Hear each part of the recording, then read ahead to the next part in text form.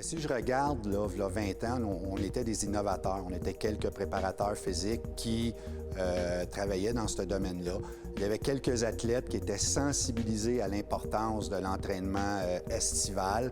C'était pas encore inculqué dans leur ADN. Maintenant, l'avantage, c'est que c'est inculqué dans leur ADN. Ils comprennent l'importance de la préparation physique. Alors déjà, dès le pee-wee, on commence avec des entraînements hors glace spécifiques, adaptés selon les besoins et leur âge. Durant la préparation se fait de septembre à la mi-avril. Et plusieurs de ces jeunes-là vont être de retour durant l'été pour se préparer en fonction de leur camp futur qui viennent. Donc déjà, ils ont les bases de l'entraînement, de la préparation physique hors glace. La préparation physique a beaucoup évolué au cours des dernières années, principalement avec l'apport scientifique. Donc, les préparateurs physiques sont de plus en plus formés, donc ont une meilleure formation. Ça leur permet d'aller chercher des études puis de se fier à des études scientifiques pour les méthodes qu'ils vont appliquer dans le sport par la suite. Ils sont principalement parce qu'ils voient leurs modèles le faire. Donc, ils voient les joueurs qui ont le plus d'expérience, qui ont passé par un processus où est-ce qu'ils ont dû faire de la préparation physique. Ils ne se fient plus seulement à leur talent, mais ils doivent nécessairement s'entraîner, que ce soit en période estivale ou pendant la saison. Puis, en ayant des modèles comme ceux-là, ça leur permet d'avoir un intérêt envers la préparation physique.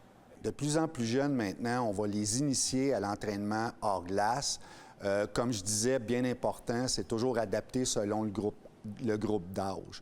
Évidemment, on n'entraînera pas un midget 3A ou un bantam 3A de la même façon qu'on va entraîner un pee-wee 3A relève, par exemple. On va faire une initiation, on va les commencer, mais vraiment de la bonne façon.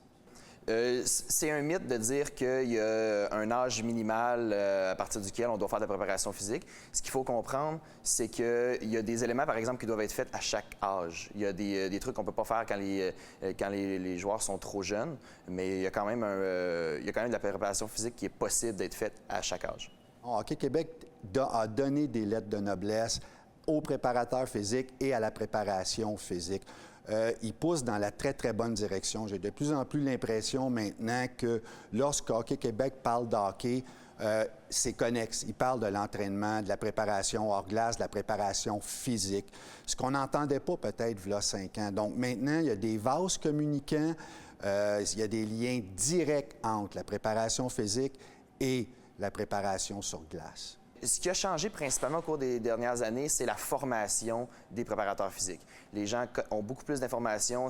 Il n'y a plus de trucs qui sont basés sur l'expérience des préparateurs physiques ou des gens qui voient des éléments sans être trop critiques envers ça. Donc maintenant, il y a un aspect scientifique derrière ça qui grâce aux préparateurs physiques qui sont plus formés, permettent d'avoir un niveau de préparation physique qui est plus élevé dernièrement. Bien, il y a évidemment la réussite de l'athlète, de monter un athlète du pee-wee à la Ligue nationale. Ça, moi, je l'ai vécu.